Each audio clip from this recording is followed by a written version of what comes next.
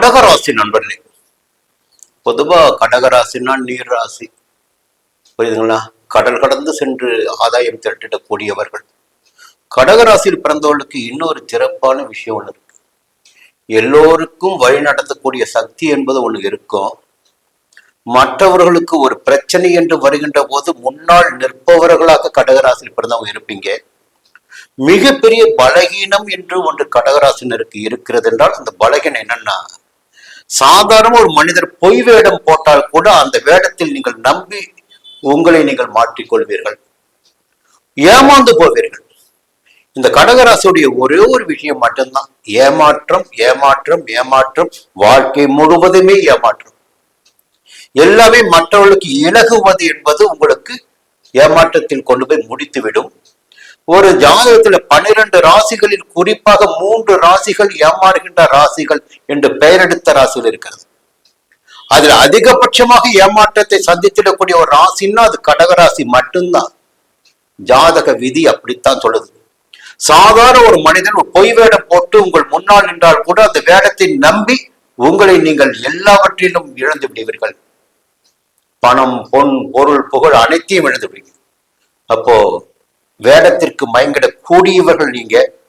இதை புரிஞ்சுக்கிட்டு இனிமேலாவது உங்களுடைய வாழ்க்கையை சரியாக நடத்தி கொண்டு உங்களை நீங்கள் சரிப்படுத்திக் கொண்டாவே சரியாக வாழ்க்கையில் வெற்றி பெற முடியும். அதை புரிஞ்சுக்கங்க. ஏன்னா சறுக்கல் என்பது வெளியிலிருந்து வருவது கிடையாது, நம்முடைய செயல்பாடுகள். புரியுங்களா? அப்போ உங்களை நீங்கள் எப்படி திடப்படுத்திக் கொள்வது, இது அறிவுரையெல்லாம் கிடையாது. பொதுவாகவே கடகராசியில் பிறந்தால் இந்த நிலை என்பது பொதுவான விதி. புரியுங்களா? அப்போ எதுக்காக இந்த விஷயத்தை சொல்றோம்?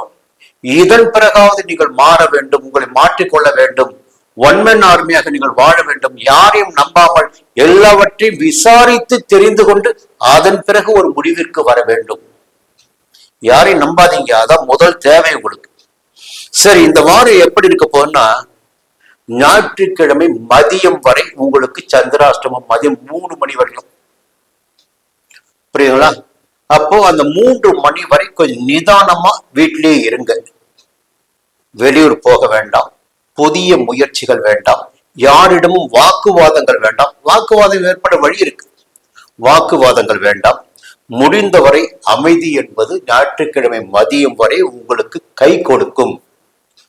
குறிப்பாக ஆயில்யம் நட்சத்திரத்தில் பிறந்தவர்களுக்கு, ஏன்னா கடைசி கட்டம் அது. பூசத்திற்கு பெரும்பாலும் பிரச்சனை இருக்காது, ஞாயிற்றுக்கிழமை ஆயில்யத்துக்கு இருக்கும். புரியுதுங்களா? அப்ப ஞாயிற்றுக்கிழமை மதியம் வரை எச்சரிக்கையாக இருக்கணும். ஞாயிற்றுக்கிழமை மதியம் தொடங்கி அன்று மாலை கூட ஒரு ஆலயங்களுக்கு போகலாம், தெய்வ வழிபாட்டில் ஈடுபடலாம். புரியுதுங்களா?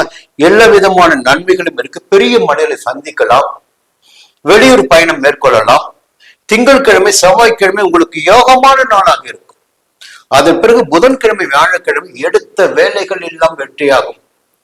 தொழிலில் உங்களுக்கு ஆதாயமான நிலை இருக்கும். புதிய முயற்சிகள் வெற்றி கொடுக்கும். வெள்ளிக்கிழமை சனிக்கிழமை கையில் பணத்தை பார்க்க முடியும்.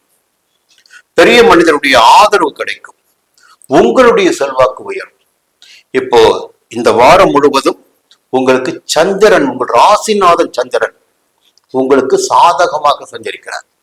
அப்போ வேலைகள் எல்லாம் சகஜமாக நடந்து கொண்டிருக்கும். இன்னொரு பக்கம் பார்த்தீங்கன்னா பாக்கிய சனி, அதை குறிப்பாக சொல்ல வேண்டியது. கடகராசினருக்கு பாத்தீங்கன்னா பாக்கிய ஸ்தானத்தில் சஞ்சரித்துக் கொண்டிருந்த சனி இப்பொழுது வக்கிரம் அடைந்திருக்கிறார். அப்போ வக்கிர சனியினால் பெருமளவில் நன்மைகளை கொடுத்திட முடியாது என்பதை நீங்கள் தெரிந்து கொள்ள வேண்டும். அஷ்டம சனி அளவிற்கு கெடுதலும் செய்ய மாட்டார், நன்மையும் கிடையாது, கெடுதலும் கிடையாது. இன்னொரு பக்கம் ஜென்ம ராசிக்குள்ள குரு இருக்காரு. உங்க ராசிக்குள்ளதான் குரு உச்சம் அடைவார். குரு என்ன பண்றாரு, அஸ்தமனமாக இருக்கிறார் இந்த வாரம் முழுவதும்.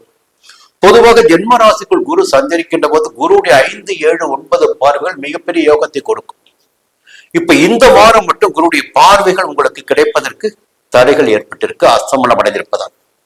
இன்னொரு பக்கம் சுக்கிரன் 3ஆம் இடத்துல, கொஞ்சம் சந்தோஷமா இருப்பீங்க, நிம்மதியா இருப்பீங்க, உங்களுக்கு வேண்டிய சந்தோஷம் கிடைக்கும். புதன் ஜென்ம ராசிக்குள்ள வெளியூர் பயணம் நிச்சயமாக இந்த வாரம் உங்களுக்கு இருக்கும். ஒரு புதிய முயற்சியை மேற்கொள்வீங்க. சிலருக்கு புதிய ஒப்பந்தம் கிடைக்கும். கலைஞர்களுக்கு நல்ல நிலை இருக்கும். அதே நேரத்துல 2ஆம் இடமான தன குடும்ப வாக்குஸ்தானத்தில் கேது சஞ்சரிக்கிறார். 8ஆம் இடமான அஷ்டமஸ்தானத்தில் ராகு சஞ்சரிக்கிறார். குடும்பத்தினரை முடிந்தவரை அனுசரித்து செல்வது என்பது உங்களுக்கு நன்மையை உண்டாக்கும். வார்த்தைகளில் மிக மிக நிதானம் தேவை. வரவு செலவில் எச்சரிக்கை அவசியம். உடல் ரீதியாக சில எப்பொழுதுமே எச்சரிக்கையாக இருக்கணும். செவ்வாய் 12ஆம் இடத்தில் சஞ்சரிக்கிறார். புரியுதுங்களா? கொஞ்சம் விரைய செலவுகளை ஏற்படுத்துவதற்கு வாய்ப்புகள் இருக்கிறது. எச்சரிக்கையாக இருங்க. பண விவகாரத்துல மீண்டும் அடுத்த வாரம் சந்திப்போம்.